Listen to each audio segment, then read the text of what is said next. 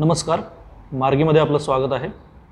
राज्यसेवा मुख्य परीक्षा 2021 जी झालेली आहे त्यातील विषयनिहाय आपण प्राथमिक निरीक्षणे पाहत आहोत। त्याची एक मालिकाच आपण पाहत आहोत।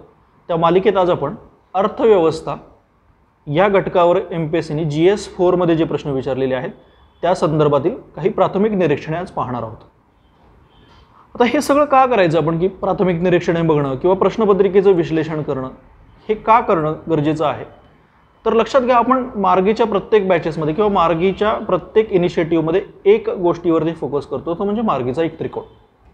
काय आहे हा मार्गीचा त्रिकोण?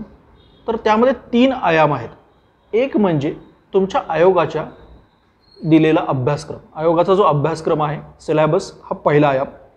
दुसरा आयाम आहे तो म्हणजे आयोगाच्या प्रश्नपत्रिका, प्रीवियस इयर क्वेश्चन पेपर्स। आणि तिसरा आयाम आहे तो म्हणजे स्टँडर्ड किंवा दर्जेदार संसाधने, स्टँडर्ड रिसोर्सेस।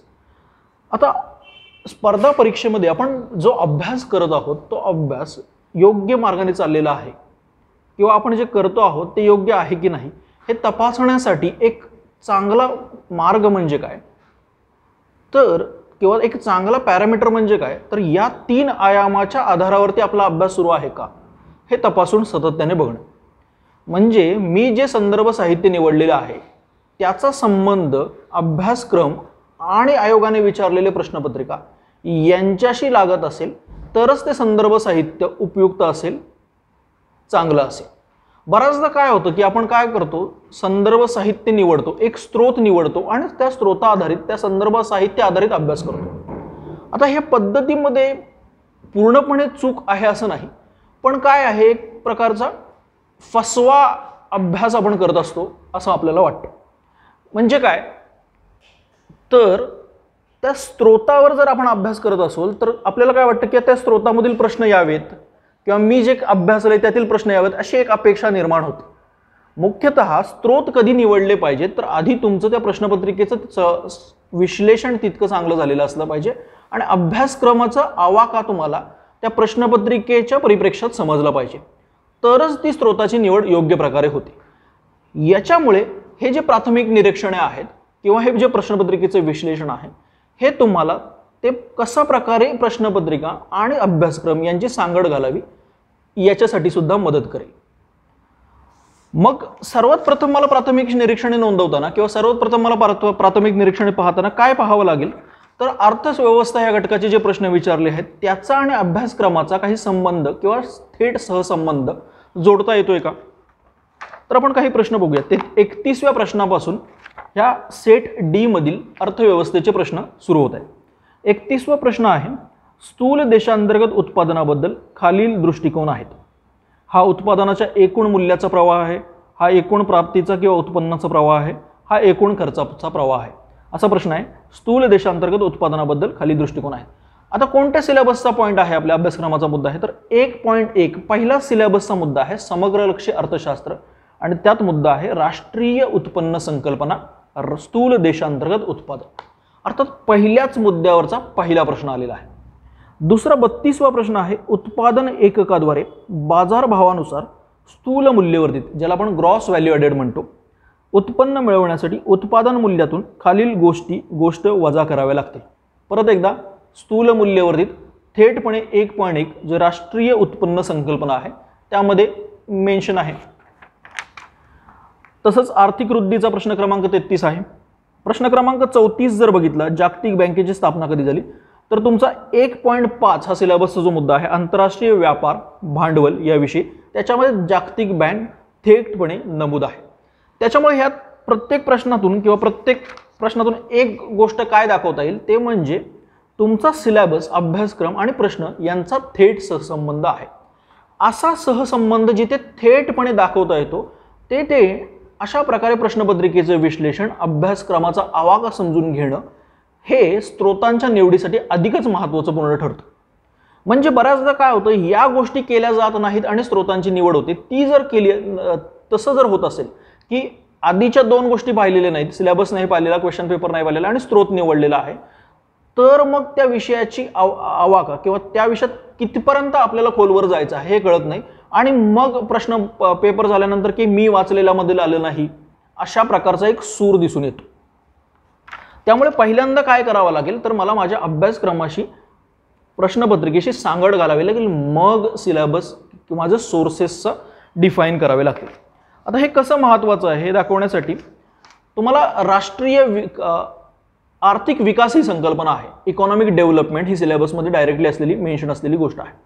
आता आर्थिक विकास या मुद्द्याबाबत जर आपण प्रिव्हियस इयर क्वेश्चन पाहिले MPSCने विचारलेले, तर त्यात अमर्त्य सेन यांच्यानुसार आर्थिक विकासाची संकल्पना काय आहे, किंवा डेनिस गौलेट नावाचे अर्थतज्ञ आहेत, त्यांच्या पुस्तकाचंच नाव आहे डेव्हलपमेंट असं, मीनिंग ऑफ डेव्हलपमेंट. तर डेनिस गौलेट यांच्यानुसार विकासाचा अर्थ काय, डेनिस गौलेट यांनी इनर मीनिंग ऑफ डेव्हलपमेंट सांगितलेलं आहे, विकासाचा आंतरिक अर्थ सांगितलेला आहे. तर समजा असं मला दिसलं की डी गौलेट यांच्यावरती MPSCने आतापर्यंत प्रश्न विचारलेले आहेत, अमर्त्य सेन यांच्यावरती MPSCने आतापर्यंत भर दिलेला आहे विकासाच्या संकल्पनेमध्ये, तर कोणत्या स्रोतामध्ये मला हे लोकेट करता येतं. तर हे जर तुम्ही नीट पाहिलं तर लक्षात येतं की उमा कपिला यांचं इंडियन इकॉनॉमी हे पुस्तक आहे, त्याच्यामध्ये ही विकासाची संकल्पना खूप सुंदरपणे एक्सप्लेन केलेली आहे.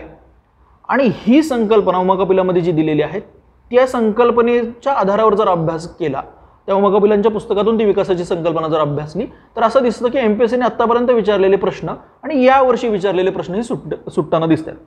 म्हणजे आपण उदाहरण घेऊया. प्रश्न क्रमांक 44 होता, गरिबी म्हणजे क्षमता वंचितीकरण ही संकल्पना कोणी मांडली. The idea of poverty as a capability deprivation was put forward by doctor Amartya Sen, doctor Suresh Tendulkar, doctor Dandekar and doctor PC Mahalanobis. आता ज्यांनी ही विकासाची संकल्पना खूप सखोलपणे अभ्यासलेली आहे त्याच्या लक्षात येईल की क्षमताधिष्ठित अप्रोच किंवा क्षमताधिष्ठित दृष्टिकोन, कॅपेबिलिटी अप्रोच, ह्या अमर्त्य सेन यांच्या दृष्टिकोनाला म्हटलं जातं. मानवी विकासाची संकल्पना ते सांगतात की तुमचं राष्ट्रीय उत्पन्न, आर्थिक वृद्धी याच्यावरती भर न देता कशावरती भर दिला पाहिजे, तर लोकांच्या, व्यक्तींच्या क्षमतांची वाढ होते का, त्यांच्या स्वातंत्र्याचा आयाम अधिक व्यापक होतोय का, यांच्यावरती त्यांचा भर आहे. त्याच्यामुळे त्यांची मनोभूमिका किंवा त्यांचा दृष्टिकोन काय म्हटला जातो, कॅपेबिलिटी अप्रोच असं म्हटलं जातं. हे ज्यांना माहिती आहे त्यांना काय उत्तर देतील, अमर्त्य सेन हे उत्तर देतील. किंवा प्रश्न क्रमांक 33 पाहूया, आर्थिक वृद्धीची पुढील संकल्पना कोणी मांडलेली आहे. आर्थिक वृद्धी म्हणजे बचत दर आणि लोकसंख्येत होणाऱ्या वाढीमुळे दीर्घकाळात क्रमाने आणि स्थिरपणाने होणारा बदल होय, अशी एक आर्थिक वृद्धीची व्याख्या दिलेली आहे. ऑप्शन आहेत Shrimati Ursula Hicks, professor Kindleberger, Amartya Sen, प्राध्यापक शुमटियर.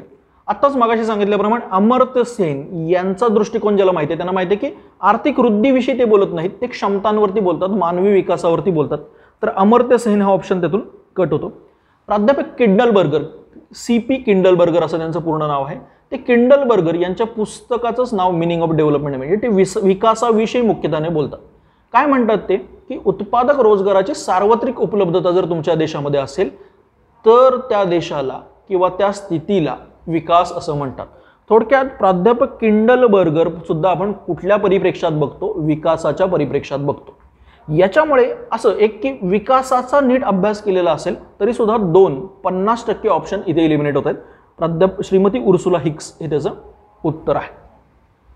थोडक्यात काय, आणि ह्या प्राध्यापक किंडलबर्गर, प्राध्यापक किंवा जे MPSCने आतापर्यंत विचारलेले आहे डेनिस गौलेट, हे कुठं सापडत आहेत मला, तर उमा कपिलांच्या पुस्तकामध्ये सापडत आहेत. जे बाकीचे जे बाजाराधारित सोर्सेस आहेत, मार्केटचे जे सोर्सेस आहेत त्याच्यामध्ये सापडत नाही.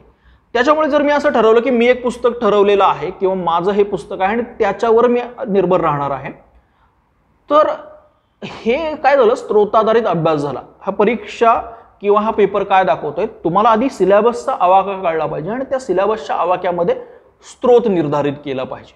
त्यामुळे स्त्रोतांची निवड हा महत्त्वाचा घटक असेल, हा हे पेपरमधून समजून येत आहे. आता आपल्या MPSC इंटिग्रेटेड बॅचमध्ये पण आपण काय करतोय, अशा प्रकारच्या स्त्रोतांच्या जवळ नेण्याचा विद्यार्थ्यांना प्रयत्न करत आहोत. म्हणजे डेव्हलपमेंट, विकास ही संकल्पना आपण मुख्यतः कशावरती शिकवलेली आहे, कोणत्या आधारावरती शिकवलेली आहे, तर त्या उमा कपिलांच्या पुस्तकाच्या आधारावरती शिकवलेली आहे, जेणेकरून विद्यार्थ्यांवरचं पण ताण त्याचा कमी होईल. तर पहिला धडा या पेपरमधून काय कळतो, सिलेबस क्वेश्चन पेपरचा आवाका लक्षात येणं गरजेचं आहे, तरच अभ्यासाच्या जो आवाका आहे तो समजून येतो. स्रोतांच्या निवडीमध्ये सर्वात महत्त्वाच्या घटकामध्ये तुमचे जे मूलभूत स्रोत आहेत, बेसिक सोर्सेस आहेत, त्याच्यावर तुमची चांगली कमांड असणं गरजेचं आहे, हे सुद्धा या पेपरमधून लक्षात येतं. बेसिक सोर्सेस म्हणजे कोणते, तुमचे स्टेट बोर्डचे आणि NCERT जे सोर्सेस आहेत इकॉनॉमीचे, अर्थव्यवस्थेचे ते. आता मी MPSCचा अभ्यास करतोय म्हणजे माझा NCERTशी काही संबंध नाही किंवा NCERT करावे लागत नाही, असा एक मतप्रवाह दृढ होताना दिसतोय. तर त्या मतप्रवाहाला छेद देणारा हा पेपर आहे. बऱ्याच लोकांचं असं म्हणणं झालं की खूपच कन्सेप्च्युअल पेपर होता, त्या कन्सेप्च्युअल प्रश्नांना बऱ्याचदा टॅकल करता आलं नाही. तर का नाही करता आलं, तर त्या NCERT आणि स्टेट बोर्डवरची तितकी पकड नाही असं दिसून येते. काही प्रश्न बघूया आपण. प्रश्न क्रमांक 51 उदाहरणार्थ, उच्च शक्ती पैशामध्ये खालील गोष्टींचा समावेश असतो. फॉलोइंग थिंग्स आर इन्क्लुडेड हाय पॉवर्ड मनी. तर हाय पॉवर्ड मनी ही डायरेक्टली कुठे संकल्पना मेन्शन आहे, तुमच्या NCERTच्या 12वीच्या मॅक्रो इकॉनॉमी NCERT मध्ये मेन्शन आहे. त्याच्या पुढचाच प्रश्न जर घेतला, मनी मल्टिप्लायर 52वा प्रश्न, इज इन्फ्लुएन्स बाय फॉलोइंग की रेशोज. मुद्रा गुणांकावर खालील मुख्य गुणोत्तराचा प्रभाव असतो. अगेन NCERT मध्ये थेटपणे ही संकल्पना खूप चांगल्या प्रकारे समजवलेली आहे. प्रश्न क्रमांक 53, मूल्यमापनाचे साधन हे पैशाचे कोणत्या प्रकारचे कार्य आहे. What kind of function of money is measure of value function. तुमच्या स्टेट बोर्डमध्ये जो पैसा मनी हा प्रकरण आहे त्याच्यामध्ये पैशाचे प्राथमिक कार्य, दुय्यम कार्य, प्रायमरी फंक्शन्स, सेकंडरी फंक्शन्स हे चांगल्या प्रकारे एक्सप्लेन केलेले आहे. त्याच्यामुळे ह्याच्यावरून मला काय दिसतं की माझा पहिला बेसिक सोर्स कुठला असला पाहिजे. काय होतं, बऱ्याचदा हा पायाच केला जात नाही, या पायाभरणीच आधी चांगली केली जात नाही आणि मी कुठल्या तरी स्त्रोतांच्या मागे पळताना दिसतो. असं झालं तर मग परत एकदा असा पेपर आला, कन्सेप्च्युअल जास्त आला, संकल्पनात्मक पेपर जास्त आला तर प्रॉब्लेम होऊ शकतो. त्यामुळे एक चांगला धडा या पेपरमधून दिला की तुमचे जे बेसिक सोर्सेस आहेत NCERT, स्टेट बोर्ड त्यांच्यावरती चांगली पकड असणं अपेक्षित आहे. दुसरं असं ह्या पेपरमधून जाणवतं ते म्हणजे आता प्रत्येक विषयाची एक विशिष्ट गरज असते किंवा रिक्वायरमेंट असते. त्या विषयाच्या प्रत्येक विषयाच्या रिक्वायरमेंट असतात. म्हणजे अर्थव्यवस्थेची किंवा अर्थशास्त्राची एक गरज म्हणा किंवा रिक्वायरमेंट म्हणा काय आहे, तर एक म्हणजे तुम्हाला संकल्पनात्मक स्पष्टता खूप चांगल्या प्रकारे असली पाहिजे, कन्सेप्च्युअल क्लिअरिटी खूप चांगली असली पाहिजे. आणि दुसरे म्हणजे तथ्यात्मक फॅक्ट बेस्ड तुमचा जो हे आहे फॅक्ट बेस्ड तो खूप चांगल्या प्रकारे डेव्हलप असला पाहिजे. कन्सेप्च्युअल क्लिअरिटी शिवाय दुसरा जो आयाम आहे फॅक्ट बेस्डचा त्याच्याकडे जाता येत नाही. आणि दुसरं असं की फॅक्ट बेस शिवाय त्या कन्सेप्टला तुम्ही सबस्टॅन्शिएट करू शकत नाही. हे दोन्हीचा बॅलन्स समतोल असेल तरच त्या अर्थव्यवस्थेचा अभ्यास योग्य असतो असं दिसतंय. म्हणजे या पेपरमध्ये संकल्पनात्मक प्रश्न जास्त वाढले असं जर मतप्रवाह असेल तर त्यात काही वावगं नाहीये, कारण विषयाची गरजच अशी आहे की तुम्हाला दोन्ही प्रकारचे आयाम योग्य प्रकारे त्यांना जस्टिस देणं गरजेचं आहे. संकल्पनात्मक स्पष्टता आणि दुसरं म्हणजे तुमचा फॅक्ट बेस्ड. म्हणजे उदाहरण द्यायचं झालं तर आतापर्यंत आपण जे बहुतेक सगळे प्रश्न बघितले ते कन्सेप्च्युअल प्रश्न होते, संकल्पनात्मक स्पष्टतेविषयीचे प्रश्न होते. फॅक्ट बेस्डचा उदाहरण द्यायचं झालं तर प्रश्न क्रमांक 73 आहे.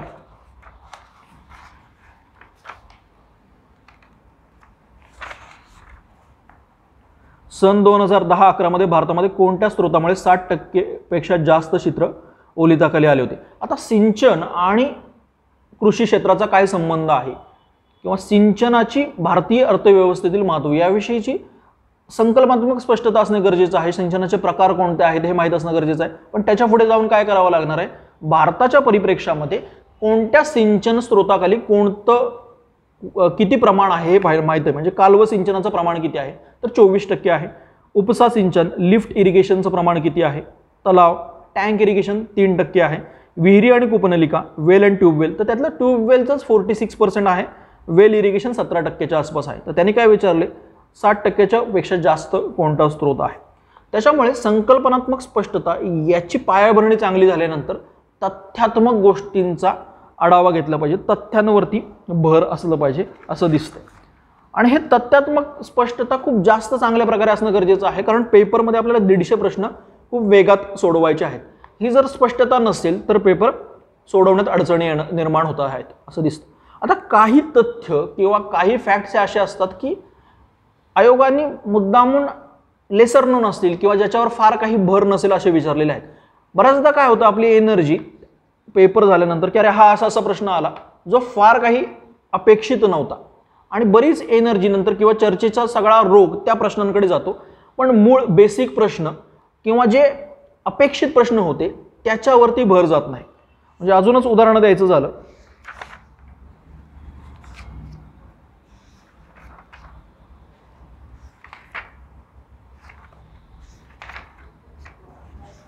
जसं की हा ग्रीन जीडीपीचा प्रश्न होता, तुमच्या स्टेट बोर्डमध्ये डायरेक्टली मेन्शन आहे आणि अपेक्षित होत होता, कारण यावेळेला ग्रीन जीडीपीवरची चर्चा होती. आपल्या उत्तराखंड राज्याने काय केलेलं आहे, environmental gross domestic product launch केलेला आहे. तर अशा समकालीन चर्चा विश्वाच्या परिप्रेक्षामध्ये पण प्रश्न येताना दिसतात. तर थोडक्यात नंतरचा आयाम काय असेल, माझे क्वेश्चन पेपर सिलेबस झाल्यानंतर त्याच्यावर आधारित माझ्या स्त्रोतांवरती पूर्णपणे कमांड आल्यानंतर समकालीन चर्चा विश्वात ज्या ज्या गोष्टी आहेत त्याच्यावर अधिक भर देणं हे खूप गरजेचं आहे.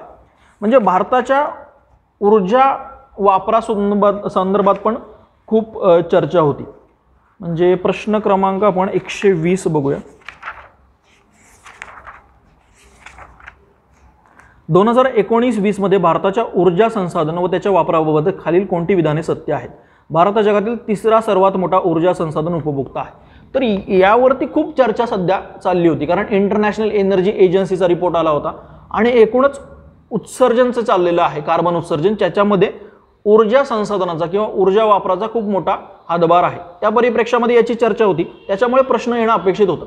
थोडक्यात समकालीन चर्चा विश्वामध्ये चाललेल्या बाबींवरती मला खूप अधिक खोलात भर द्यावा लागेल, हे सुद्धा यातून कळतं. आता हा जो ऊर्जा वापराबाबतचा प्रश्न होता तो मार्गीच्या मेन्सच्या टेस्ट सिरीजमध्ये आपण विचारला सुद्धा होता.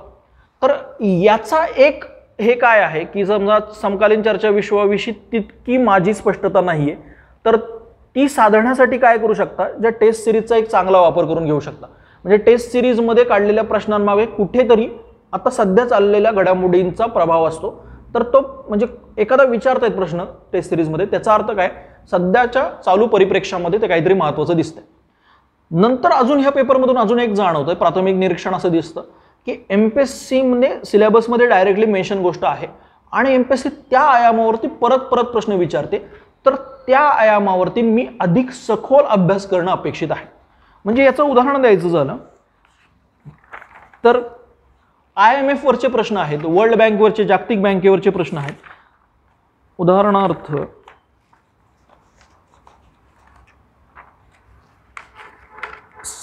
सॅनिटरी अँड फायटोसॅनिटरी मेजर वरती प्रश्न होता.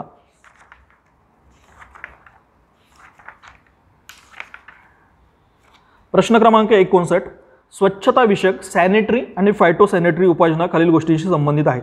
प्राणी व वनस्पतीचे आरोग्य व सुरक्षितता, अन्न सुरक्षितता, सामाजिक आरोग्य व सुरक्षितता.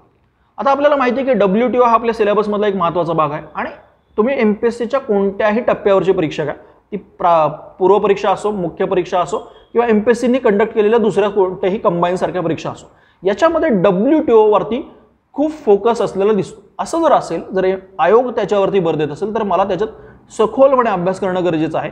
हे सुद्धा या पेपरने परत एकदा अधोरेखित केलेलं आहे. आता हा सॅनिटरी अँड फायटोसॅनिटरी मेजर कशाशी संबंधित आहे, तर WTOशी संबंधित आहे. विशेषतः युरोपियन मार्केटमध्ये आपल्या कृषी मालाला प्रतिबंध लावण्यासाठी या सॅनिटरी अँड फायटोसॅनिटरी मेजरचा वापर करतात. काय म्हणतात युरोपियन देश, ते म्हणतात की तुमचा जो कृषी माल आहे तो आमच्या लोकांच्या आरोग्याला, आमच्या देशातील प्राण्यांच्या व वनस्पतींच्या आरोग्याला धोकादायक आहे, कारण त्यात खूप रासायनिक घटक वापरलेले आहेत, योग्य प्रकारे मालाची हाताळणी झालेली नाहीये, त्यात प्रतवारी बरोबर नाहीये, यासारख्या घटकांवरती थोडक्यात मानवी आरोग्य म्हणजे सॅनिटरी आणि प्राणी आरोग्य सॅनिटरी आणि फायटोसॅनिटरी म्हणजे वनस्पतींचे आरोग्य, यांच्या विषयीचं हे एक प्रावधान आहे. तर मला WTO मधल्या अशा ज्या काही गोष्टी आहेत, म्हणजे WTOचे सबसिडी बॉक्स असतील किंवा WTOचं anti dumping, safeguard measure, countervailing duties, यासारख्या ज्या संकल्पना आहेत ते मला स्पष्टपणे माहीत असणं गरजेचं आहे.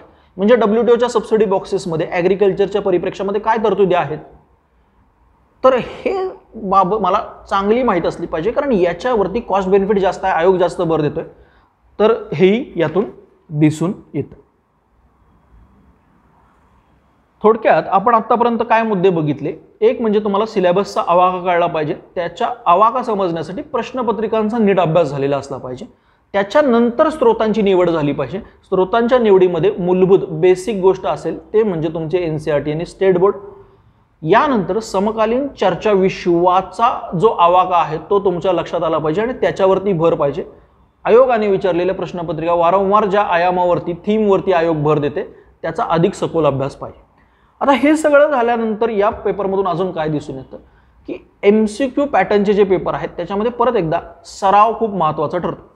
तुम्ही जे काही करताय त्याचा आणि परीक्षेच्या 2 तासात तुम्ही जे करताय त्याचा काही संबंध नसेल तर हे सगळं करणं, ह्याच्या आधीच्या सगळ्या ज्या पायऱ्या होत्या त्या व्यर्थ ठरतील. म्हणजेच मी परीक्षेच्या वेळेला जे काही करणार आहे ते माझ्या अभ्यासाचा इंटिग्रेटेड भाग नसेल तर मग त्याला अभ्यास म्हणणं हे चुकीचं आहे मुळात. त्याच्यामुळे सराव करणं गरजेचं आहे. आता सरावामध्ये आयोगाचे प्रश्नपत्रिका परत एकदा महत्त्वाच्या ठरतील आणि त्या वेळांमध्ये सराव करणं म्हणजे test series, mock test series सोडवणं हे सुद्धा गरजेचं आहे. आता हे करताना सुद्धा त्याचं विश्लेषण कसं असायला पाहिजे, काय करायला पाहिजे याच्यावरती पण भर दिला पाहिजे. म्हणजे प्रश्न क्रमांक 42 जर बघितला कुझनेटच्या उलट्या यू गृहीतकाबद्दल आहे. According to Kuznets inverted U hypothesis. ते हे कुझनेट किंवा अर्थव्यवस्थेतील जे सगळे कर्व्स आहेत, वक्र आहेत ते आपण टेस्ट सिरीजमध्ये घेतले होते आणि टेस्ट सिरीजच्या डिस्कशनच्या व्हिडिओमध्ये त्याच्यावरती सखोल असा भर होता. वर्ल्ड बँकबद्दल पण जिथे जिथे प्रश्न आला तिथं जागतिक बँकेबद्दल आपण सखोल चर्चा केली होती त्या व्हिडिओमध्ये.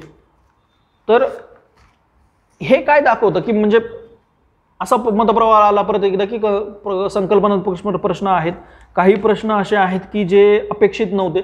तर हे का होतं की ह्या सगळ्या ज्या पायऱ्या आहेत त्या नीट समजल्यामुळे होतं. त्यामुळे हे प्राथमिक निरीक्षणाचा एक उद्देश म्हणून काय आहे, विद्यार्थ्यांचं जी ऊर्जा आहे ती योग्य प्रकारे चॅनलाइज होऊन त्यांना त्यांच्या परीक्षेमध्ये यश मिळावं हा एक प्रामाणिक हेतू आहे. या मार्गीच्या प्राथमिक निरीक्षण व्हिडिओचा तुम्हाला लाभ होईल अशी अपेक्षा आहे. धन्यवाद.